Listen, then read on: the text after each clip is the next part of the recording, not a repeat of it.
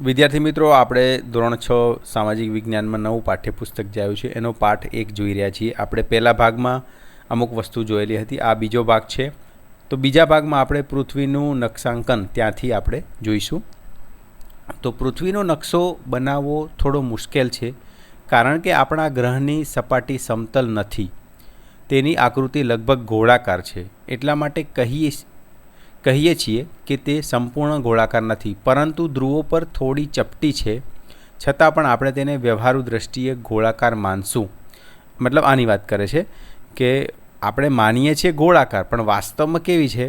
તો આ રીતની કે આ ધ્રુવો પર થોડી ચપટી છે, બરાબર? આ રીતના, જેમ કે નારંગી કહેવાય ને, તો એ રીતના આપણે માનીશું. તો સમતલ કાગળ પર ગોળાકાર વસ્તુને યથાવત ચિતરવી શક્ય નથી. મતલબ સમતલ કાગળ લો, એના ઉપર ગોળાકાર વસ્તુ જેમ છે એમ ચિતરવી શક્ય નથી. એના માટે પણ અહીંયા એક ઉદાહરણ આપ્યું છે, જુઓ. એવું કેમ છે તે સમજવા માટે એક નારંગીની છાલ એવી રીતે કાઢો કે તમારી પાસે ફક્ત 3 કે 4 મોટા ટુકડા રહે. પછી તેને ટેબલ પર સમતલ ગોઠવવાનો પ્રયાસ કરો. તમે જોશો કે તેના કિનારા તોડ્યા વગર તમે આવું કરી શકતા નથી. મતલબ કે આ ગોળ વસ્તુ છે એને તમે ટેબલ ઉપર ચિતરવી છે નકશા તરીકે, કે એ રીતના જેમ કે ટેબલને ચોંટી જાય. તો તમે આવું કરી શકો. એક અહીંયા તમને પ્રયોગ કરવાનો કીધો છે કે નારંગી જે છે એને 4 કે 5 જ છિલકા કાઢવાના, મોટા મોટા, નાના ટુકડા નહીં કરવાના. પછી એને આવી રીતના ટેબલ ઉપર ગોઠવો તો તમે જોઈ શકશો કે અહીંયા જે વચ્ચે વચ્ચે જગ્યા કેટલી પડે છે ને એકદમ ગોઠવાશે જ નહીં, એની વાત કરે છે. તો આ એક પ્રયોગથી સમજી શકાય કે અહીંયા જે વાત કરી હતી ને, સમતલ કાગળ પર ગોળાકાર વસ્તુને યથાવત ચિતરવી શક્ય નથી, જે આ ઉદાહરણથી સમજી શકાય છે. હવે એક પૃથ્વીનો ગોળા ગ્લોબનો વિચાર કરો, જે ગોળ આકૃતિ જેવો છે અને તેના પર એક નકશો બનાવવામાં આવ્યો છે. તે પૃથ્વી, ચંદ્ર, મંગળ ગ્રહ, તારાઓ અને તારામંડળ વગેરેનો પણ નકશો હોઈ શકે છે. સામેના પાને આપેલા પ્રથમ ચિત્રમાં દર્શાવેલી તે ભૌમિતિક વસ્તુ જે ગોળાકાર છે, સામાન્ય રીતે ધાતુ, પ્લાસ્ટિક અથવા કાર્ડબોર્ડમાંથી બનાવવામાં આવે છે. તો આની વાત કરી છે કે આ પૃથ્વીનો ગોળો જે આપણે સામાન્ય રીતે જોઈએ છીએ, જે ધાતુ, પ્લાસ્ટિક અને કાર્ડબોર્ડમાંથી બનાવવામાં આવે છે. જે આપણા સ્કૂલમાં પણ હશે, કોઈ મોટી ઓફિસ હશે એમાં પણ હશે, તમે ઘણીવાર આ જોયો હશે. તો એ કહે છે કે ઉપયોગ શું હોય કે આમાં પૃથ્વી, ચંદ્ર, મંગળ ગ્રહ, તારા એ બતાવવો તો બી થાય, કારણ કે બધાને આપણે ગોળ માનીએ છીએ. પછી સામાન્ય રીતે આ મેં કીધું ધાતુ, પ્લાસ્ટિક કે કાર્ડબોર્ડમાંથી બનાવવામાં આવે છે. અને આનાથી આપણે વસ્તુ સમજી શકીએ છીએ કે કઈ જગ્યાએ કઈ વસ્તુ આવેલી છે. તો અહીં આપણે પૃથ્વીના ભૂગોળનું પ્રતિનિધિત્વ કરવા પૃથ્વીના ગોળાનો અભ્યાસ કરીશું. કારણ કે પૃથ્વીના ગોળાનો અને પૃથ્વીનો આકાર એક સરખો ગોળાકાર હોય છે. તેથી એક પૃથ્વીનો ગોળો કોઈ સમતલ નકશાની તુલનામાં પૃથ્વીની ભૂગોળનું વધુ સારી રીતે પ્રતિનિધિત્વ કરે છે. મતલબ આ ગોળો પણ ગોળ છે અને આપણે પૃથ્વીને પણ ગોળ માનીએ છીએ, એટલે એને અભ્યાસ કરવામાં આ આપણને મદદરૂપ થઈ શકે છે. આવો તેની કેટલીક વિશેષતાઓ વિશે જાણીએ. તો હવે આને ડિટેલમાં આપણે જોઈશું. હવે એમાં પહેલાં આપણે સમજીશું નિર્દેશાંકની સમજ. કોઈ શહેર અથવા નગરના મોટા બજારની કલ્પના કરો, જેમાં સીધી હરોળમાં સમાન કદની દુકાનો હોય. તમે બજારમાં એક સ્ટેશનરીની દુકાન પર તમારા મિત્રને મળવા માંગો છો, પરંતુ તમારા મિત્ર એ જાણતા નથી કે દુકાન ક્યાં છે. તેથી તમે તેને આ રીતે સૂચના આપો છો: મને સાંજે 6 વાગ્યે પ્રવેશ દ્વારથી 5મી હરોળમાં 7મી દુકાને મળો. તેનાથી તમારો મિત્ર તમારા ચોક્કસ સ્થાનને નક્કી કરી શકશે. એટલે આ રીતના આપણે એક ફિગરથી સમજી શકીએ. જેમ કે આ હરોળ એટલે આપણે આ 5 આડી લાઈન, 5 શેરી આડી છે અને એમાં આ દુકાનોની લાઈન છે ને એ 7 છે, જે રેડ કલર ઊભા આપ્યા છે. તો શું કહે છે કે 6 વાગ્યે 5મી હરોળ એટલે 1, 2, 3, 4 ને 5, આ હરોળમાં કઈ દુકાન કીધી છે? 7મી. 1, 2, 3, 4, 5, 6 ને 7 આ જગ્યાએ. એટલે 5મી હરોળ આ રહી અને 7મી, એટલે કહેવાય ને આ જગ્યાએ આપણને બોલાવે છે એવું કહી શકાય. એટલે મતલબ થાય કે આ પોઈન્ટ આપણે સમજી જઈશું કે 5મી હરોળ અને એમાં દુકાનને જે છે આ 1 2 3 4 5 6 7મી દુકાન એટલે આ જગ્યાએ કહેવાય કે મળવાનું આપણને કહી રહ્યો છે. તો આ રીતના આપણે કોઈને એડ્રેસથી સમજાવીએ છીએ એની વાત કરી છે. હવે શતરંજ પર વિચાર કરો. આગળ વધનાર ખેલાડીની ચાલો નોંધવા માટે મુખ્ય ખાના પર અક્ષર A થી H સુધી અને બંને બાજુના વચ્ચે આંક 1 થી 8 સુધી રાખવામાં આવે છે. ચિત્ર જુઓ, મતલબ અહીં જુઓ કે ઉપર આ રીતના જુઓ A થી H અને અહીંયા 1 થી 8 આમ એ રીતના રાખવામાં આવે છે, જેથી સરળતાથી ચાલ સમજી શકાય. જુઓ, આ સરળ પદ્ધતિથી ખેલાડી દરેક ખાનાને નિર્દેશિત કરી શકે છે અને દરેક ચાલ ચિહ્નિત કરી શકે છે. અહીં સફેદ બાજુની રાણી સામેના પ્યાદાને 2 ચાલ આગળ વધારીને એક બહુ સામાન્ય ચાલ રમત શરૂ કરવામાં આવી છે. તેથી પ્યાદું D2 થી D4 તરફ આગળ વધ્યું છે. તો અહીં જો આની વાત કરે છે ABCD A થી H અને આ રીતના ઊભા નંબર 1 2 3 4 8 એ રીતના આપી દીધા. તો હવે તમારે સમજવું છે કે એક ચાલ જેમ કે D2 એટલે આ જો D આ રહ્યો આ કોલમ અને 4 એટલે આ D4. તો D2 થી D4 તરફ આગળ વધ્યું છે. તો આપણે એને સમજાવી શકીએ કે D2 કયું હતું. જો D તો આ આખી કોલમ D છે મિત્રો, ઉપર આ જે દેખાય છે ને આ આખી કોલમ D છે અને રો આ 2 અહીંયા છે હાર. તો D2 થી D4 એટલે 2 આ D3 આ D4 છે ને, અહીંયા જો આ 4 આવી ગયો ને આ D આવી ગયો. તો D2 થી D4 આવી રીતના વાત કરી શકીએ આપણે કોઈ બી ચાલ ચાલવી હોય તો. આગળ જે એક્ઝામ્પલ દુકાનવાળું એ બી સમજ્યા અને આ શતરંજથી આપણે સમજી શકીએ છીએ કે કોઈ ચોક્કસ આડા ને ઊભા નંબર આપેલા હોય તો તમે એને સમજવામાં ઇઝી આપણને પડી શકે છે અથવા તો ઇઝીલી આપણે સમજી શકીએ છીએ, જેને આપણે અહીં સમજ્યા D2 થી D4. આ બે ઉદાહરણોનો ઉપયોગ લેવાયેલ પદ્ધતિને નિર્દેશાંક પદ્ધતિ કહી શકાય છે. આ બંને નિર્દેશાંકોની મદદથી સ્ટેશનરીની દુકાન સાથે શતરંજ પર ખાનાની ગોઠવણીને યથાયોગ્ય રીતે નક્કી કરી શકાય છે. નકશા પર કોઈ સ્થાનની સ્થિતિને નક્કી કરવા માટે નિર્દેશાંકોની આ જ પદ્ધતિનો ઉપયોગ કરવામાં આવે છે. આવો જોઈએ કે આ પદ્ધતિ કેવી રીતે કાર્ય કરે છે. મતલબ કે આ બે ઉદાહરણથી આપણે સમજ્યા કે આડા નંબર અને ઊભા નંબર એ બંને જરૂરી છે. ત્યારે તમે કોઈ ચોક્કસ જગ્યાએ તમે બોલાવી શકો છો કોઈને અથવા તમારું જે સ્થાન છે ચોક્કસ કોઈને આપી શકો છો. આગળ આપણે એને વધુ સારી રીતના સમજીશું. જો અહીંયા શતરંજથી પૃથ્વી સુધી ગ્લોબલ ગ્રીડ આ રીતના ખાલી શતરંજ છે ત્યાંથી લઈને આ ગ્લોબલ ગ્રીડ કઈ રીતના બની શકે એનું એક થોડું ચિત્ર તમને આપ્યું છે જેથી આઈડિયા આવે. જેમ કે આડી રેખાઓ અક્ષાંશ અને ઊભી રેખાઓ રેખાંશ એ બંને મળીને આ એક ગ્રીડ બનાવે છે, આડી ઊભી લાઈનો, જેનાથી તમે નક્કી કરી શકો છો તમારું સ્થાન. ચાલો શોધીએ. જો તમને કાળી બાજુના પક્ષથી રમવું હોય અને એ જ રીતથી પ્રત્યુત્તર આપવો છે તો આ જ નિયમોનો ઉપયોગ કરીને તમારી ચાલ લખો. તો અહીંયા જુઓ આપણે આ શતરંજમાં ઉકેલ શોધ્યો છે. કાળી બાજુથી જુઓ કાળી પ્યાદી E7 એટલે E અને આ 7 બરાબર થી શરૂ કરીને E5.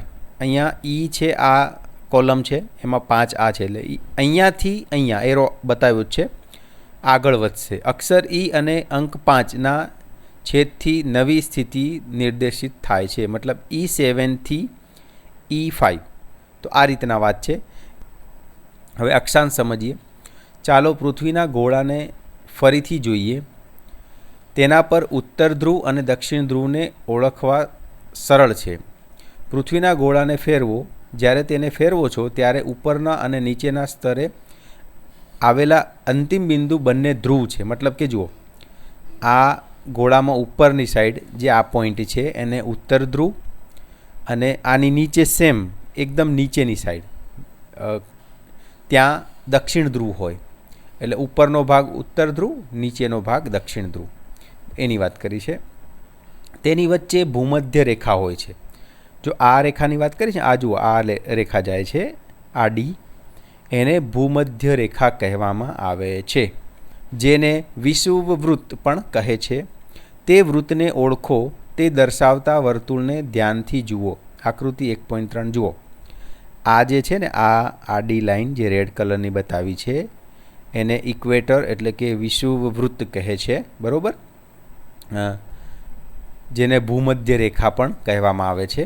કલ્પના કરો કે તમે વિષુવવૃત્ત ઇક્વેટર પર ઊભા છો. આની વાત કરી છે. આ લાઈન ઉપર ઊભા છો અને બંને ધ્રુવમાંથી કોઈ એક ધ્રુવ તરફ મુસાફરી કરો છો. આવું કરતી વખતે ભૂમધ્ય રેખાથી તમારું અંતર વધતું જશે.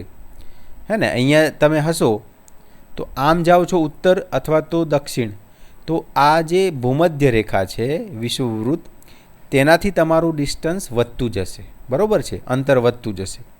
અક્ષાંશ ભૂમધ્ય રેખાથી આ અંતરને માપે છે.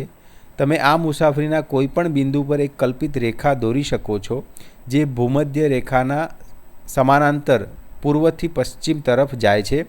આ પ્રકારની રેખાને અક્ષાંશ સમાંતર કહેવામાં આવે છે. એટલે આની વાત કરી છે. જુઓ, તમને આ ભૂમધ્ય રેખા દેખાય છે ને, તેનાથી જુઓ આ આડી લાઈન દેખાય, આ છે, પછી આ છે, એવી ઘણી બધી લાઈનો દેખાય છે ને, તો એને શું કહે છે? અક્ષાંશ કહેવામાં આવે છે, જે આપણે આગળ પણ જોયું હતું, બરાબર. અક્ષાંશ એટલે આડી રેખાઓ, બરાબર ને. એટલે આ આપણને આ દેખાય, ઘણી બધી આમ આડી રેખાઓ દેખાય છે. આ રહી, એને અક્ષાંશ કહેવામાં આવે છે. અને તે પૃથ્વી આસપાસનું એક વર્તુળ બનાવે છે. તો આમ તમે જોશો ને આખું સર્કલ આમ ફરીને પાછળનો ભાગ આપણને દેખાતો નથી, પણ આમ જુઓ ને, જેમ કે અહીંયા નાના ભાગમાં તમે જોઈ શકો છો, અહીંયા જો આખું સર્કલ બનાવે છે, આને અક્ષાંશ કહેવાય.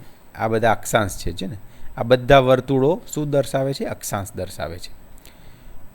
તો ફરીથી પૃથ્વીના ગોળા પર તે નક્કી કરવું સરળ છે કે તે સૌથી મોટું વર્તુળ વિષુવવૃત્ત જ છે. તો જુઓ, એ તો આપણને ખ્યાલ આવે છે. આ બધા સર્કલ, અક્ષાંશના સર્કલ આપેલા છે, એમાં આ સર્કલ હશે એ સૌથી મોટું હશે, છે ને, એ તો દેખાય જ છે. આ સર્કલ, આ જે ભૂમધ્ય રેખા વિષુવવૃત્ત દેખાય છે ને, એ સૌથી મોટું સર્કલ હશે, વર્તુળ હશે. જ્યારે આપણે જેમ જેમ ઉત્તર તરફ અથવા દક્ષિણ તરફ આગળ વધીએ છીએ, અક્ષાંશ દ્વારા નિર્દેશિત વર્તુળ નાના થતા જાય છે. એ પણ આપણે જોઈ શકીએ છીએ. આ વર્તુળ મોટું છે, આ એનાથી નાનું, આ એનાથી નાનું, આ એનાથી નાનું, આ એનાથી નાનું, જુઓ નાના થતા જાય છે. આ ઉત્તર ધ્રુવમાં એકદમ નાનું મળે છે. એવું ને એવું દક્ષિણ ધ્રુવમાં પણ થશે. વર્તુળ નાના થતા જશે, એની વાત કરે છે, બરાબર. આકૃતિ 1.3માં એ તો આપણે જોઈ શકીએ છીએ. હવે અક્ષાંશ કોણીય અંતરને અંશ ડિગ્રીમાં દર્શાવવામાં આવે છે. પરંપરાગત રીતે વિષુવવૃત્ત વર્તુળનો અક્ષાંશ 0 ડિગ્રી અથવા 0 ડિગ્રી છે. જુઓ અહીંયા કે આ જે વિષુવવૃત્ત છે ને, અહીંયા આ લાઇનમાં પણ તમે જોઈ શકો છો, આ ગોળામાં વિષુવવૃત્ત એટલે ઇક્વેટર લાઇન, એમાંથી ઉપર જાઓ તો 90 ડિગ્રી, નીચે જાઓ તો ઉપર 90 ડિગ્રી, મતલબ કે આ 0 ડિગ્રી છે એવું કીધું છે ને. જુઓ, વિષુવવૃત્ત વર્તુળનો અક્ષાંશ 0 છે. તો આ જે લાઈન છે વિષુવવૃત્ત, એનો ડિગ્રી કેટલો છે? 0 ડિગ્રી છે, બરાબર. અક્ષાંશ ડિગ્રી 0 છે. જ્યારે બંને ધ્રુવોના અક્ષાંશ ક્રમ 90 ડિગ્રી ઉત્તર અને 90 ડિગ્રી અંશ દક્ષિણ છે, જેને 90 ડિગ્રી ઉ અને 90 ડિગ્રી દ તરીકે લખવામાં આવે છે. જો અહીંયા બતાવ્યું છે, આ 90 ડિગ્રી ઉ એટલે નોર્થ, અહીંયા એન લખ્યું છે, ગુજરાતીમાં લખીએ તો ઉ લખાય. અને નીચે દક્ષિણ ધ્રુવમાં શું લખેલું હશે? જો આવી રીતના 90 ડિગ્રી દ દક્ષિણ, એટલે ઇંગ્લિશમાં લખેલું હશે તો એસ લખેલો હશે. તો એમ કહે છે કે આ વિષુવવૃત્તમાં એ 0 ડિગ્રી હોય છે, પણ ઉત્તર ધ્રુવ તરફ જાઓ તો 90 ડિગ્રી ઉત્તર અને નીચે જાઓ તો દક્ષિણ ધ્રુવમાં 90 ડિગ્રી દક્ષિણ, એવી રીતના લખાય છે. આગળ વધીએ. અક્ષાંશ અને આબોહવા વચ્ચે એક સંબંધ છે. ભૂમધ્ય રેખાની આસપાસ આબોહવા સામાન્ય રીતે ગરમ, જેને ઉષ્ણ પણ કહેવામાં આવે છે, હોય છે. જ્યારે તમે ભૂમધ્ય રેખાથી દૂર બંને ધ્રુવોમાંથી કોઈ એક તરફ મુસાફરી કરો છો, ત્યારે અક્ષાંશની અંશ ડિગ્રી વધે છે અને આબોહવા શીતોષ્ણ બને છે, એટલે કે ઠંડી બને છે. ઉત્તર અથવા દક્ષિણ ધ્રુવ નજીક આબોહવા શીત ઠંડી હોય છે. તમે વિજ્ઞાનમાં શીખશો કે આવું કેમ થાય છે, અને એ પણ કે એક વર્ષમાં વિવિધ ઋતુઓનો અનુભવ આપણે કેમ કરીએ છીએ. તો આ કહેવા માગે છે કે આપણે ભૂમધ્ય રેખા મતલબ કે વિષુવવૃત્ત હોય ને ત્યાં થોડું ગરમ વાતાવરણ હોય ને ઉપર અને નીચે જઈએ તો થોડું ઠંડુ હોય, જે આ ફિગરથી સમજાઈ જશે. આ છે મધ્ય લાઈન એટલે વિષુવવૃત્ત. ત્યાં તમે જુઓ ગરમ વાતાવરણ છે ને, અહીંયા 0 ડિગ્રી લખ્યું છે ને. વિષુવવૃત્તની આસપાસ તાપમાન ગરમ હોય છે, ઉષ્ણ આબોહવા. જેમ જેમ ઉપર જાઓ, ઉપર અથવા તો નીચે મતલબ ઉત્તર કે દક્ષિણમાં, મધ્ય ભાગમાં ધ્રુવો તરફ જતાં અંશ વધે છે તેમ તાપમાન ઘટે છે. હવે એક્ઝેક્ટ તમે ઉપર જુઓ ઉત્તર ધ્રુવ અને એક્ઝેક્ટ નીચે દક્ષિણ ધ્રુવ. ઉત્તર અને દક્ષિણ ધ્રુવ નજીક સૌથી વધુ ઠંડી શીત આબોહવા હોય છે, જે આ પિક્ચરમાં તમે જોઈ શકો છો. જે રેડ કલર છે ગરમી છે, એકદમ ઘાટો રેડ કલર ગરમી દર્શાવે છે. જેમ જેમ વ્હાઇટ કલર તરફ જઈએ એમ ઠંડુ વાતાવરણ એ તમે જોઈ શકો છો. હવે રેખાંશની વાત કરીએ. આપણે અક્ષાંશ જોયું ને, હવે રેખાંશ. હવે કલ્પના કરો કે તમે પૃથ્વીના ગોળા પર સંભવિત સૌથી ટૂંકી રેખા પર ઉત્તર ધ્રુવથી દક્ષિણ ધ્રુવ મુસાફરી કરી રહ્યા છો. તમે જોશો કે યુરોપ અને આફ્રિકામાંથી પસાર થવાને બદલે તમે એશિયામાંથી પણ જઈ શકો છો અને તેનું અંતર સમાન હશે. આ રેખાઓને રેખાંશની મધ્યવર્તી રેખાઓ મેરેડિયન્સ ઓફ લોંગિટ્યુડ કહેવામાં આવે છે. જો આ રહી આ લાઈન જે છે ને ઊભી લાઈન, પ્રાઇમ મેરેડિયન, મુખ્ય મધ્યવર્તી રેખાઓ મેરેડિયન્સ ઓફ લોંગિટ્યુડ કહેવાય ને, આ લાઈનની વાત કરે છે. અથવા ત્યાં તમે આ યુરોપથી જાઓ તો પણ આ રીતના તમને જોવા મળે, એની વાત કરે છે.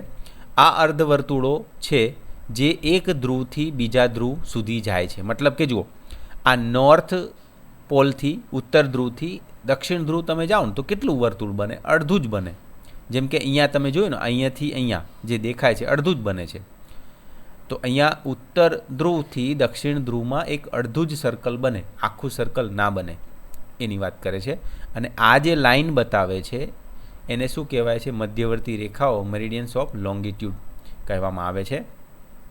તમે વિજ્ઞાનમાં એ પણ શીખશો કે પૃથ્વી તેની ધરી પર ફરે છે.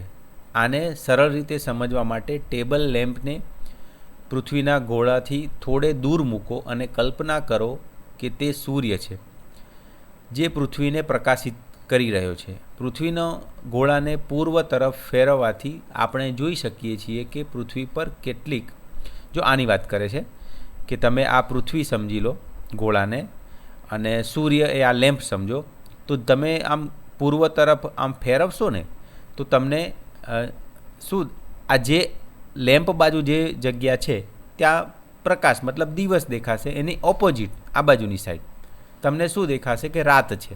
આ બાજુ એકદમ દિવસ છે ને આ બાજુ રાત છે, અને અહીંયા વચ્ચેનો સમય હશે. ઓકે, તો આવું કહેવા માગે છે. તો અહીંયા પૃથ્વી પર કેટલીક જગ્યાએ સવાર છે, અન્ય સ્થળોએ તે સમયે સવાર, મધ્યાહન, સાંજ અથવા રાત્રિ છે. જ્યારે એક દેશમાં સવારે નાસ્તાનો સમય હોય છે, બીજા દેશમાં બપોરે ભોજનનો સમય હોય છે, અને ત્રીજા દેશમાં લોકો રાત્રિ ભોજન કર્યા પછી ગાઢ નિદ્રામાં લેતા હોય છે. આ કારણોસર કોઈ એક સ્થળના રેખાંશના માપ દ્વારા આપણે તે સ્થળના સમયને પણ માપીશું. ચાલો જોઈએ કે તે કેવી રીતે થાય છે. તો એ આ વાત કરે છે. આ લેમ્પની સામે જે હશે ત્યાં દિવસ હશે, એની એક્ઝેક્ટ સામે રાત્રિ હશે, અને આ થોડા આમ જઈશું તો એમ હશે કે અહીંયા કોઈક રાતનું ભોજન લેતું હશે, અહીંયા કોઈક દિવસનું ભોજન લેતું હશે, સવારનો નાસ્તો. તો એની વાત કરે છે કે પૃથ્વીનો ગોળો જેમ જેમ ફરે છે તેમ આ સૂરજ જે છે એ ભાગમાં પડે એટલે કહેવાનો મતલબ રાત દિવસ થાય છે. તો અહીંયા કહેવાની વાત એ છે કે પૃથ્વી એ પોતાની ધરી પર પણ ફરે છે, એટલા માટે આવું થાય છે, જે આપણે આગળ વિજ્ઞાનમાં શીખીશું. રેખાંશ માપવા માટે આપણે એક સંદર્ભ બિંદુને વ્યાખ્યાયિત કરવું જરૂરી છે, જેને આપણે મુખ્ય રેખાંશ પ્રાઇમ મેરેડિયન કહીએ છીએ. તો આ જેમ કે આ વિષુવવૃત્ત એક કહેવાય ને લાઈન આપણે નક્કી કરીને, એમ એક ઊભી લાઈન જેને પ્રાઇમ મેરેડિયન મુખ્ય રેખાંશ એક લાઈન આપણે નક્કી કરીશું. જેમ કે અક્ષાંશમાં એક મુખ્ય રેખા આ વિષુવવૃત્ત આપણે નક્કી કરી, તો અહીંયા ઊભી લાઈન એક શું કહેવાય મુખ્ય રેખાંશ પ્રાઇમ મેરેડિયન નક્કી કરીશું. આકૃતિ 1.3 પાના નંબર 15 જેને ગ્રીનિચ રેખા પણ કહેવામાં આવે છે, કારણ કે વર્ષ 1984માં કેટલાક દેશોએ નક્કી કર્યું કે ઇંગ્લેન્ડમાં લંડનના એક વિસ્તાર ગ્રીનિચમાંથી પસાર થતી રેખાંશને મુખ્ય રેખાંશ તરીકે આંતરરાષ્ટ્રીય ધોરણે માન્ય ગણવામાં આવશે, જેને 0 ડિગ્રી રેખાંશ પ્રમાણ સમય તરીકે ચિહ્નિત કરાયેલ છે. તો અહીંયા આની વાત થાય છે કે આ જેમ કે આ જે ઊભી લાઈન આવી એમાં અહીંયા આ જે બતાવ્યું છે ને ગ્રીનિચ, લંડનમાં ગ્રીનિચ જેમ કે વાત કરી 1984માં કેટલાક દેશોએ નક્કી કર્યું કે ઇંગ્લેન્ડમાં લંડનના એક વિસ્તાર ગ્રીનિચમાંથી પસાર થતા, એટલે કે અહીંયા સમજો આ રહ્યું લંડનના ગ્રીનિચમાંથી પસાર થતી રેખાંશને મુખ્ય રેખાંશ તરીકે આંતરરાષ્ટ્રીય ધોરણે માન્ય ગણવામાં આવશે. એટલે કે આ જે લાઈન છે જે લંડનના ગ્રીનિચમાંથી પસાર થાય છે એને મુખ્ય લાઈન, જેને કહેવાય પ્રાઇમ મેરેડિયન, એ ગણવામાં આવશે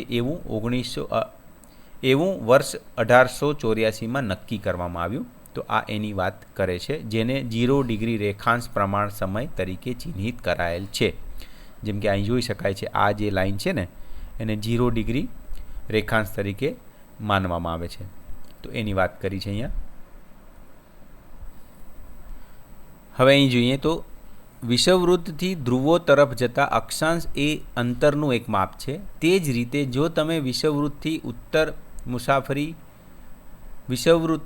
ઉપર મુસાફરી કરો છો તો રેખાંશ આંતરરાષ્ટ્રીય પ્રમાણ સમય રેખાથી અંતરનું એક માપ છે. રેખાંશને પણ અંશમાં માપવામાં આવે છે. પશ્ચિમ હોય કે પૂર્વ તેનું મૂલ્ય 0થી 180 ડિગ્રી સુધી વધે છે અને તેમાં પશ્ચિમ માટે પ અને પૂર્વ માટે પુ અક્ષરો ઉમેરવામાં આવે છે. ઉદાહરણ તરીકે પૂર્ણાંકોનો ઉપયોગ કરીને ન્યૂયોર્કનું રેખાંશ, એટલે કે ન્યૂયોર્કનું 74 પશ્ચિમ રેખાંશ, દિલ્હીનું 77 પૂર્વ રેખાંશ અને ટોક્યોનું 140 પૂર્વ રેખાંશ આ રીતના બતાવવામાં આવે છે. તો આની વાત કરે છે. જુઓ કે આ જે છે ને એમાં તમે આ 0થી આ બાજુ વેસ્ટર્ન એટલે કે પશ્ચિમ તરફ જશો કે આમાં પૂર્વ તરફ જશો, બરાબર?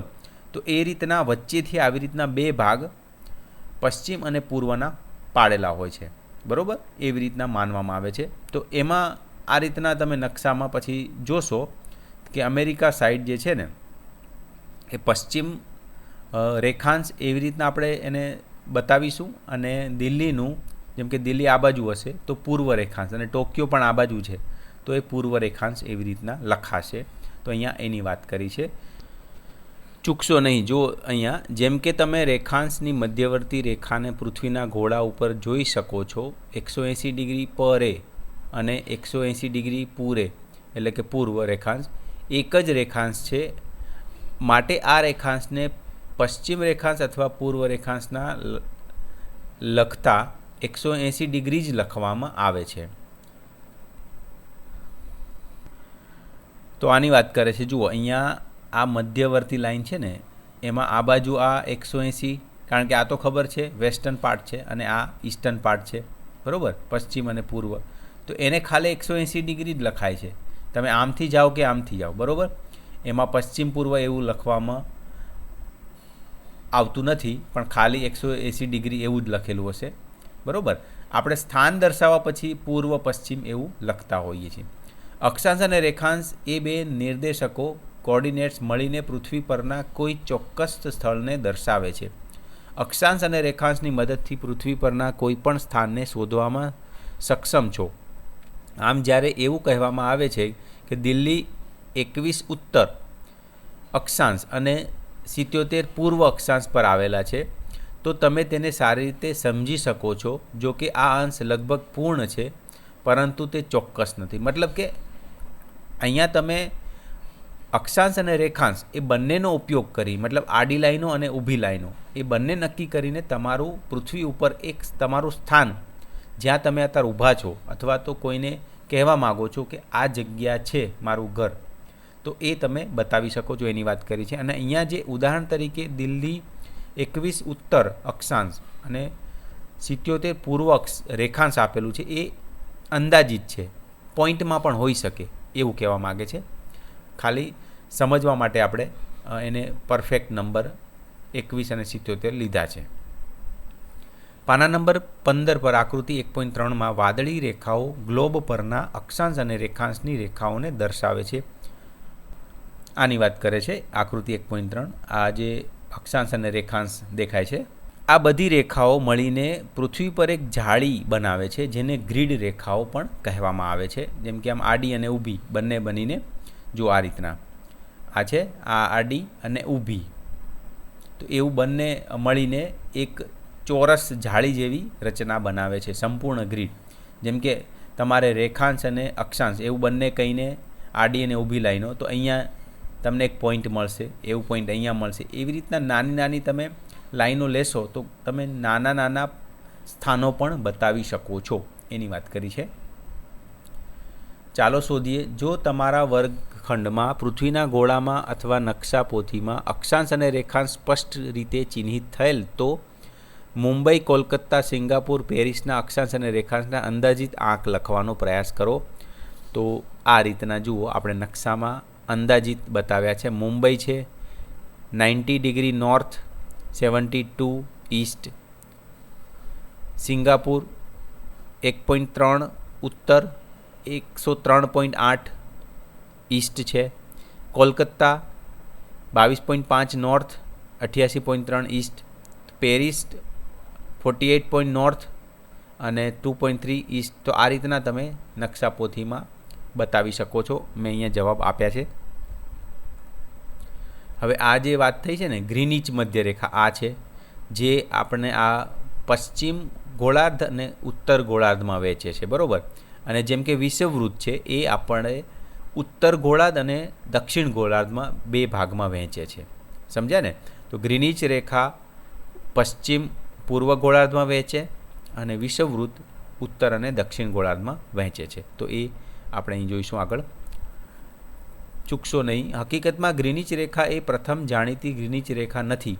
ભૂતકાળમાં અન્ય પ્રકારની રેખાઓ પણ હતી. વાસ્તવમાં યુરોપથી અનેક સદીઓ પહેલાં ભારતની પોતાની આકૃતિ 1.5 જોઈશું આપણે હમણાં, જેને મધ્યરેખા કહેવામાં આવતી હતી, અને તે ઉજ્જૈની હાલનું ઉજ્જૈનના કેન્દ્રમાંથી પસાર થતી હતી. તો જો અહીંયા આપણે આ જોઈ, આ રહી આ લાઈનની વાત કરે છે, જેને ઉજ્જૈની, જે હાલમાં ઉજ્જૈન કહેવાય છે, એ લાઈન વર્ષો પહેલાં શોધવામાં આવી હતી એવું માનવામાં આવે છે. ઉજ્જૈન સદીઓથી ખગોળશાસ્ત્રનું પ્રતિષ્ઠિત કેન્દ્ર રહ્યું છે. લગભગ 1500 વર્ષ પહેલાં પ્રખ્યાત ખગોળશાસ્ત્રી વરાહ મિહિર પણ અહીં રહેતા હતા અને પોતાનું સંશોધન કાર્ય કરતા હતા. તો મતલબ કે હાલ આપણે જે ગ્રીનિચ રેખા જે નક્કી થઈ છે એ પહેલાંથી જ શોધાયેલી હતી એવું કહેવામાં આવે છે. અને આ પહેલી રેખા નથી ગ્રીનિચ રેખા. વર્ષો પહેલાં ખગોળશાસ્ત્રી વરાહ મિહિરે આનું સંશોધન કાર્ય કર્યું હતું. એની અંદર એવું માનવામાં આવ્યું હતું કે આ જે વચ્ચેથી આ રેખા મળે છે, જેને ગ્રીનિચ રેખા મતલબ ઉજ્જૈની રેખા કહેવામાં આવતું એ વખતે, તો એ રેખા પણ સંશોધન થયેલી હતી. તો જુઓ અહીંયા ભારતીય ખગોળશાસ્ત્રીઓ શૂન્ય અને ગ્રીનિચ રેખા સહિત અક્ષાંશ અને રેખાંશથી પરિચિત હતા. ઉજ્જૈનની રેખા તમામ ભારતીય ખગોળશાસ્ત્રીય ગ્રંથોમાં ગણતરી માટે એક મુખ્ય સંદર્ભ હતી. મતલબ કે ખાલી ગ્રીનિચ રેખાની વાત નથી, અક્ષાંશ અને રેખાંશથી પણ ભારતીય ખગોળશાસ્ત્રીઓ પરિચિત હતા અને એના કારણે જ એ આટલું સંશોધન કરી શક્યા હતા એની વાત કરે છે. આ નકશામાં ઉજ્જૈનની રેખા નજીકના કેટલાક પ્રાચીન શહેરોને દર્શાવ્યા છે. કેટલાક શહેરો તેની ખૂબ નજીક છે જ્યારે અન્ય કેટલાક થોડે દૂર છે. આ એટલા માટે છે કારણ કે રેખાંશ માપવા માટે ચોક્કસ સમય જાળવવો જરૂરી હતો અને તે વર્તમાનની તુલનામાં ત્યારે તેટલું સચોટ ન હતું. મતલબ કે આ જો આ રેખાની વાત કરે છે, જેમાં પ્રાચીન શહેરો આ રાઉન્ડથી બતાવ્યા છે અને આધુનિક શહેરો ચોરસથી બતાવ્યા છે. તો આ રેખાની આસપાસ પણ પ્રાચીન શહેરો અને આધુનિક શહેરો વસેલા છે એની વાત કરે છે. અને પહેલાં એટલું માપ ચોક્કસ નહોતું, એટલા માટે થોડા શહેરો વચ્ચેની એ લાઈન ઉપર છે અને બાકીના આજુબાજુ છે એની વાત કરે છે.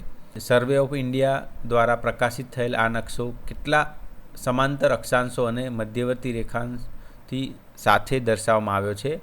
ભારત 8 ઉત્તર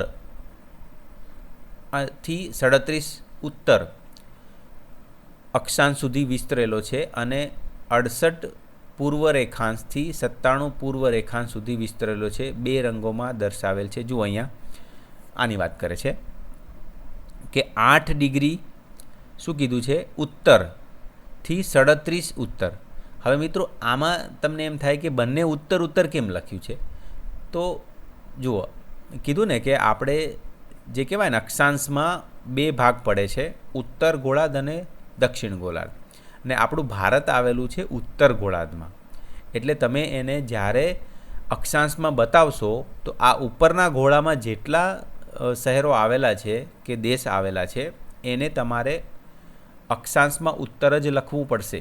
એટલા માટે તમે જોઈ શકશો કે અહીંયા ભારતમાં આ 8 અક્ષાંશથી લઈને 6 અક્ષાંશ સુધીનું માપ આપેલું છે. આ જોઈ શકાય છે અહીંયાથી અહીંયા, હે ને.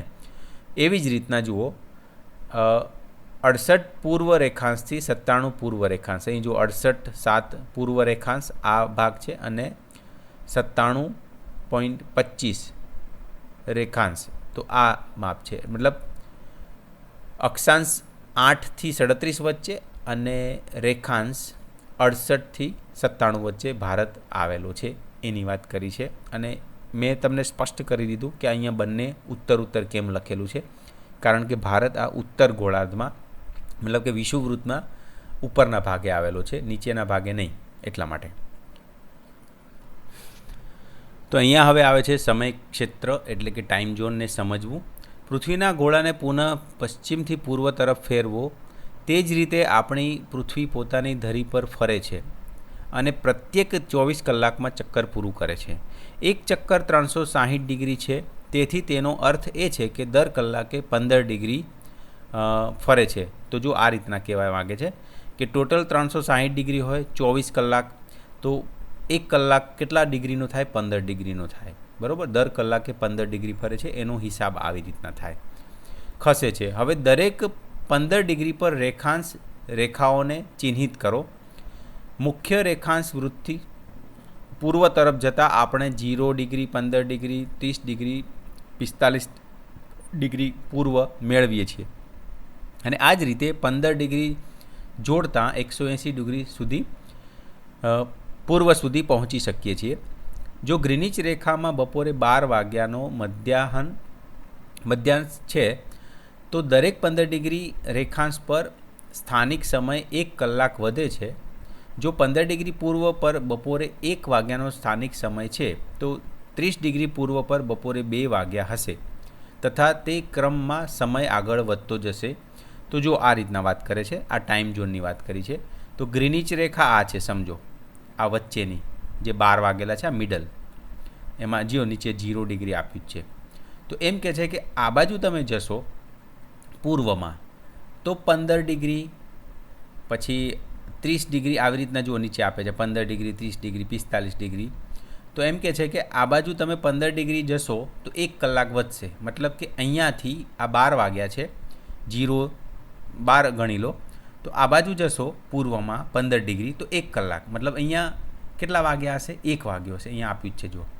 પછી 30 ડિગ્રી એટલે 2 કલાક, એટલે અહીંયા 12 છે તો અહીંયા 2 કલાક 2 વાગ્યા હશે, બરાબર. હવે એમ તમે 15 ડિગ્રી આમ ખસતા જશો ને પૂર્વ તરફ તો 1 કલાક વધતો જશે, એની વાત કરે છે. અને સેમ તમે પશ્ચિમ બાજુ જશો, આ બાજુની સાઈડ વિરુદ્ધ દિશામાં, તો સમય ઘટતો જશે. મતલબ કે અહીંયા વચ્ચે ગ્રીનિચ લાઇનમાં 12 વાગ્યા છે તો અહીંયા 15 ડિગ્રી પશ્ચિમમાં ખસશો તો 11 વાગ્યા હશે. બીજા 15 ડિગ્રી ખસશો તો 10 વાગ્યા હશે. બીજા 15 ડિગ્રી આમ જશો તો 9 વાગ્યા હશે. તો એની વાત કરે છે. અહીંયા જો કીધું જ છે કે ગ્રીનિચ રેખામાં 12 વાગ્યા છે એ માની લો તો 15 ડિગ્રી રેખાંશ પર સ્થાનિક સમય 1 કલાક વધે છે, બરાબર. 15 ડિગ્રી પૂર્વ પર બપોરે 1 વાગ્યો હશે. અને જેમ જેમ આમ અવળી દિશામાં જશો, જેમ કે અહીં લખ્યું છે, ઉદાહરણ તરીકે જો 15 ડિગ્રી પશ્ચિમ પર સ્થાનિક સમય સવારે 11 વાગ્યાનો હશે તો 30 ડિગ્રી પશ્ચિમ પર સવારના 10 વાગ્યા હશે. અને આ ક્રમમાં સમય ઘટતો જશે. એટલે એની જે મેં તમને સમજાવ્યું કે આમ પૂર્વ તરફ જશો 15 ડિગ્રી તો 1 કલાક વધશે. અને પશ્ચિમ તરફ જશો તો 1 કલાક ઘટશે. ચાલો શોધીએ. એક દિવસ ઢળતા બપોરમાં 2 મિત્રો, એક પોરબંદરમાં અને બીજો તનસુકિયામાં બેઠા છે અને ફોન પર વાત કરી રહ્યા છે.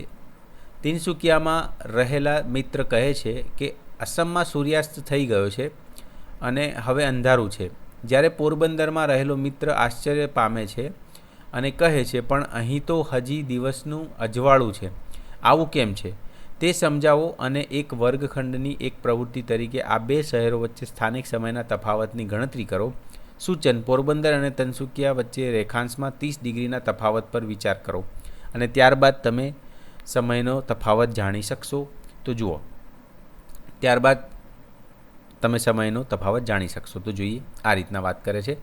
આ પોરબંદરમાં અહીંયા છે તો ત્યાં અજવાળું છે અને અહીંયા અસમમાં છે ફ્રેન્ડ છે તનસુકિયા, તો એ ત્યાં તો અંધારું છે એવું કહે છે. તો એને આપણે અહીંયા સમજી શકીએ. જુઓ, ભૌગોલિક કારણ પૃથ્વીનું પશ્ચિમથી પૂર્વ તરફનું પરિભ્રમણ એ છે, તો એને વધારે સમજીએ આપણે આ રીતના.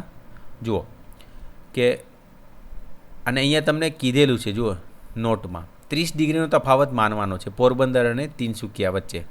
તો જે અહીંયા છે ગુજરાતમાં પોરબંદર અને આ અસમ, તો અહીંયાથી અહીંયા 30 ડિગ્રી માનીએ ને, તો અહીંથી આમ જવાનું ને પૂર્વ તરફ.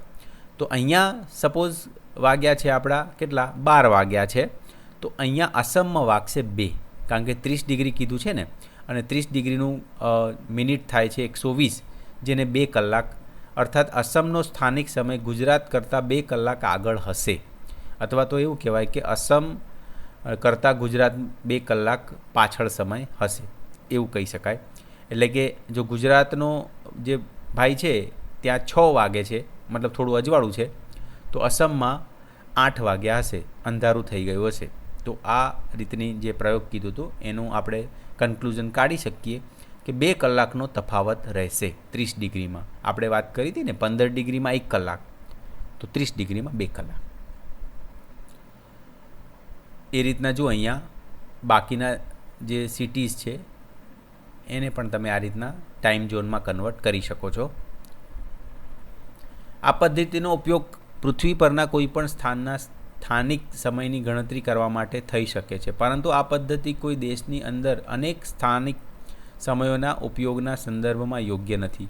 આ કારણસર મોટાભાગના દેશો તેમની મધ્યમાંથી પસાર થતી મધ્યરેખા રેખાંશવૃત્ત પર આધારિત એક પ્રમાણમાપ સ્ટાન્ડર્ડ ટાઈમ અપનાવે છે. મતલબ કે એવું કહેવા માગે છે કે આપણે ભારતમાં જ આનો ઉપયોગ એ રીતના કરી શકીએ કે ભાઈ 6 થી 8, 8 થી 10, 2 કલાકનો ડિફરન્સ હશે એવું, પણ આખા વર્લ્ડની વાત કરીએ તો એવું ના થાય. એમાં એના માટે શું કર્યું છે, તો એક પ્રમાણમાપ સ્ટાન્ડર્ડ ટાઈમ નક્કી કર્યો છે, જે રેખાંશ વૃત્તથી બનાવવામાં આવે છે. જે મેન લાઇન છે ને ગ્રીનિચ લાઇન, એના ઉપરથી નક્કી કરવામાં આવે છે. ભારતીય પ્રમાણ સમય ઇન્ડિયન સ્ટાન્ડર્ડ ટાઈમ IST જેને કહેવાય છે, ગ્રીનિચ મીન ટાઈમ અથવા GMT પણ કહેવામાં આવે છે, ના સ્થાનિક સમય કરતાં 5 કલાક 30 મિનિટ આગળ છે. જો મિત્રો તમે તમારા લેપટોપ PCમાં બી જોયું હશે, ત્યાં ટાઈમ સેટ કરતી વખતે GMT + 530 એવો ઓપ્શન આવતો હશે. મતલબ ગ્રીનવિચ મીન ટાઈમ જે છે GMT, એનાથી આપણો ભારતનો જે સમય છે ને એ 5 કલાક 30 મિનિટ આગળ છે. કેવી રીતના જુઓ, આ ગ્રાફથી તમે સમજી શકો છો. આ 0 માની લઈએ, મતલબ આ ગ્રીનિચ લાઇન છે, આ 0 એને માની લો, તો આપણું ભારત જુઓ 1, 2, 3, 4, 5 અને અહીંયા 5.5. તો જુઓ આ રહ્યું ભારત છે ને, આ રહ્યું ભારત, એ ટાઈમ ઝોનમાં આવેલું છે 5 + 30. તો એટલા માટે કહેવાય કે ઇન્ડિયા, આ જે ભારત છે એ આ ગ્રીનિચ લાઇનથી 5.5 કલાક પૂર્વ તરફ આવેલું છે. એટલા માટે જે ટાઈમ સ્ટાન્ડર્ડ ટાઈમ રાખવામાં આવ્યો છે ભારતનો, અહીંયા કીધું છે ને 5 કલાક ને 30 મિનિટ આગળ ચાલે છે. જેમ કે પૂર્વ તરફ તમે જાઓ ને તો પ્લસ, અને આ બાજુની સાઈડ જશો જો ઉપર આમ પશ્ચિમ તરફ માઇનસ લખે છે. એનો મતલબ કે જેમ કે અહીંયા વાત કરું હું ગ્રીનલેન્ડની, ચલો આ ગ્રીનલેન્ડની વાત કરીએ તો આપણે અહીંયા 12 વાગ્યા હશે, તો એમાંથી 3 કલાક પાછળ હશે, બરાબર, 9 વાગ્યા હશે ત્યાં ગ્રીનલેન્ડમાં. તો આમ પશ્ચિમ તરફ જાઓ તો માઇનસ કરવું પડે, અને આમ જાઓ તો પ્લસ કરવું પડે. ચલો આગળ વધીએ. ચાલો શોધીએ. ગુજરાત અને આસામમાં બેઠેલા બે મિત્રો પુનઃ ચર્ચા કરે છે. આ ઉદાહરણનો ઉપયોગ સ્થાનિક સમય અને પ્રમાણ સમય વચ્ચેનો તફાવત સમજાવવા માટે કરો. તો આ એક્ટિવિટી જોઈ લેવાની. આ તમારા પ્રમાણ સમયને ટાઈમ ઝોનમાં ગોઠવવામાં આવ્યા છે, જે આલેખમાં 15 ડિગ્રીના ઝોનને વ્યાપકપણે અનુસરે છે. આકૃતિ 1.7 પર જુઓ, અહીંયા આ રહી આકૃતિ. આમ જાઓ એટલે 15 ડિગ્રી એટલે 1 કલાક એની વાત કરે છે. પરંતુ પાના નંબર 22 પર આપેલા વિશ્વના નકશા ઉપર વિચાર કરીએ તો આપણે જોઈ શકીએ છીએ કે ટાઈમ ઝોન સમયક્ષેત્રને વિભાજિત કરતી રેખાઓ સંપૂર્ણપણે સીધી નથી. આની વાત કરે છે. જુઓ, આ તમે લાઈનો જોશો ને, આ જે લાઈન છે એ બધી જ લાઈનો જો સીધી નથી. જો અહીંયા આ જુઓ, અહીંયાથી આમ ત્રાસી થઈ છે, અહીંયાથી આમ ત્રાસી કરવામાં આવી છે. એવી અહીંયા પણ લાઈન જોશો, અહીંયાથી જુઓ આમ કરીને લીધી છે. અહીંયા પણ જુઓ, અહીંયાથી આમ લીધી છે, અહીંયાથી આમ આવે છે પાછી. તો એ કહેવા માગે છે કે આ લાઈન તમે જોશો તો એ બધી જ લાઈનો એકદમ સીધી નથી, એની વાત કરે છે. એવું એટલા માટે છે કારણ કે તેઓએ આંતરરાષ્ટ્રીય સરહદોનું પાલન કરીને જે તે દેશના પ્રમાણ સમયને ધ્યાને લેવાનો હોય છે. નકશામાં કેટલાક દેશોની અંદર લખાયેલા નંબરોમાં તેમનો પ્રમાણ સમય મેળવવા માટે જો તેની સાથે પ્લસ ધન ચિહ્ન હોય તો ઉમેરવામાં આવતા કલાકોની સંખ્યા હોય છે, અને જો ઋણ ચિહ્ન હોય તો જીએમટીમાંથી તેટલા કલાકોની બાદબાકી કરવામાં આવે છે. તો જો આ જોઈ શકીએ છીએ આપણે કે આમ જેમ જઈએ બરાબર, એમ પ્લસ અને આ બાજુ માઇનસ. જેમ કે આ ફિગર જુઓ, અહીંયાથી આમ પૂર્વ તરફ જાઓ તો પ્લસ ઉમેરવામાં આવે છે. જેમ કે ભારત અહીંયા છે ને, તો ગ્રીનવિચ ટાઈમથી પૂર્વ દિશામાં છે, તો 5:30 જીએમટી પ્લસ 5:30 લખવામાં આવે છે. જેમ કે આ બાજુથી તમે આ બાજુ જાઓ યુએસએ બાજુ, તો યુએસએની હશે 6:30. અહીંયા આવ્યું છે ને યુએસએ, એટલે જીએમટી -6:30 એવું એમાં લખેલું હશે એમના ટાઈમમાં.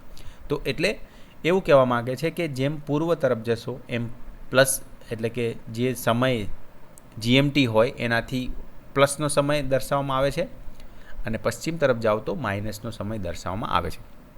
અને જે લાઇનની વાત કરી હતી કે અહીંયાથી આમ લાઈન જાય છે, પછી અહીંથી આમ ત્રાસી કેમ થઈ જાય છે, તો એટલા માટે મિત્રો કે જેમ કે આ રશિયા છે, એમાં આ ભાગ અમુક રહી ગયો. ચલો આ ભાગ રશિયાનો જ છે. હવે અહીંથી જીએમટીમાં એ ભાગ સીધી રેખા લઈ લે છે, તો સમજો કે એક રાજ્ય છે, એમાં એ લાઈન એ રાજ્યને 2 ભાગમાં વેચી નાખે છે.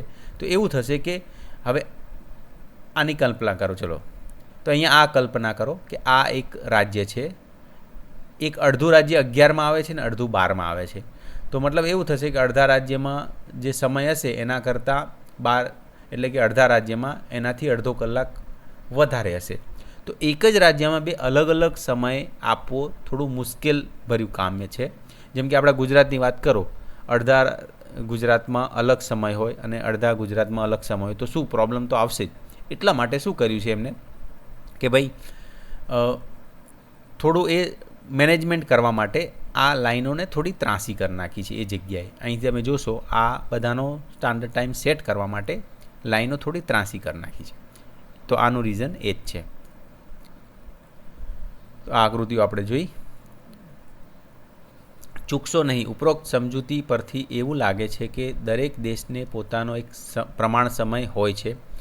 એવું દરેક દેશમાં એક સરખું હોતું નથી. રશિયા, કેનેડા અથવા યુએસએ જેવા દેશો એક જ ટાઈમ ઝોનની દ્રષ્ટિમાં ખૂબ જ વિશાળ છે. યુએસએમાં 6 ટાઈમ ઝોન છે અને રશિયામાં 11 ટાઈમ ઝોન છે. તો મિત્રો આની વાત કરે છે. જુઓ કે આ તમે જોશો ને, આ યુએસએ એટલું બધું મોટું છે, તો એના એક ટાઈમ ઝોન નથી. તો યુએસએમાંથી કેટલી લાઈનો પસાર થાય? જો 1, 2, 3, 4, 5 અને 6. તો આ આખો યુએસએ કવર કરવા 6 ટાઈમ ઝોન એમને જરૂરી છે. એકમાં ના મેળ પડે કારણ કે એમાં ટાઈમનો પછી પ્રોબ્લેમ આવે, એની વાત કરે છે. અને બીજી વાત કરી છે કે રશિયામાં 11 ટાઈમ ઝોન છે.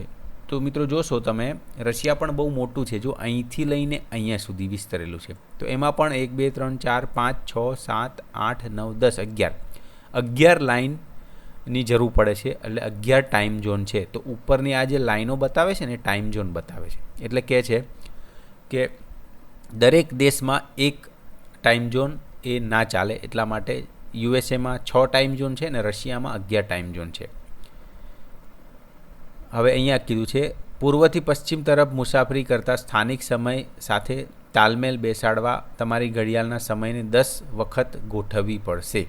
મતલબ અહીંયાથી તમે વાત કરો, રશિયામાં પૂર્વથી પશ્ચિમ તરફ જવું હોય તો 10 વખત તમારે ઘડિયાળ બદલવી પડે જો તમે ત્યાં લોકલ ટાઈમ મેચ કરવા માગતા હોય તો, કારણ કે 11 ટાઈમ ઝોન છે એટલા માટે, જે આપણે જોઈ શકીએ છીએ.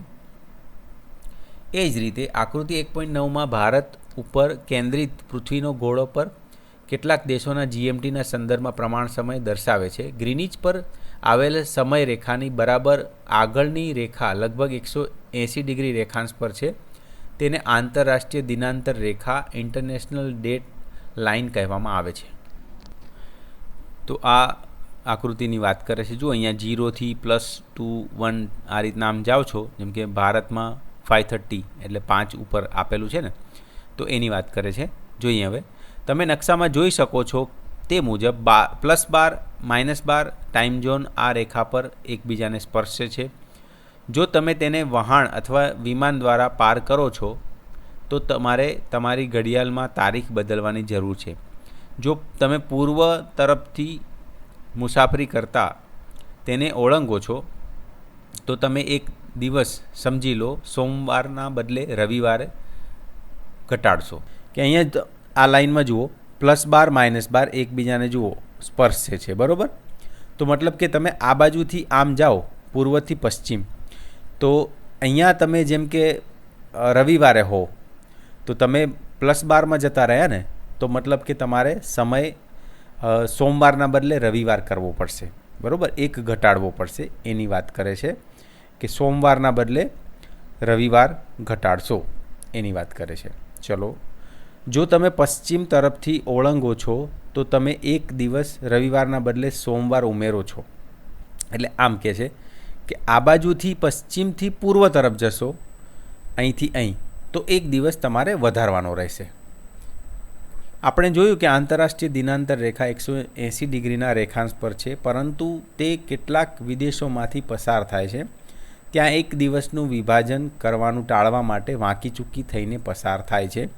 એ તો આપણે જોયું અહીંયા કે જેમ કે આ લાઈન અહીંથી જવી જોઈએ, પણ અહીંયાના બદલે આમ ત્રાસી કરી છે. કેમ કે જો આ રશિયાનો જ પાર્ટ છે, અહીંથી તમે જોઈ શકો, અહીંથી આગળ કપાઈ ગયું, અહીંયા છે, તો એ રશિયાનો જ પાર્ટ છે. હવે મેં કીધું એ પ્રમાણે એક રશિયાનું રાજ્ય ગણી લો, ત્યાં એક રાજ્યમાં જ 2 અલગ અલગ ટાઈમ હોય તો કેવું પ્રોબ્લેમ આવે ને, એટલા માટે એ ટાળવા માટે એમણે શું કર્યું કે આ લાઈન થોડી આમ ત્રાસી લઈ લીધી, એટલે આ ટાઈમ ઝોનમાં જ આ આવી ગયું, એનું કહેવાનો મતલબ એ છે. તો એટલા માટે આપણે કહી શકીએ કે એક દિવસનું વિભાજન ટાળવા માટે વાંકી ચૂકી લાઈન રાખી છે. તો આપણે મિત્રો ધોરણ 6 સામાજિક વિજ્ઞાનમાં પ્રથમ આખો પાઠ કમ્પ્લીટ કર્યો. તો આ વિડીયો કેવો લાગ્યો એ જરૂરથી કહેજો, અને ચેનલને સબસ્ક્રાઈબ ના કરી હોય તો કરી દેજો. ધન્યવાદ.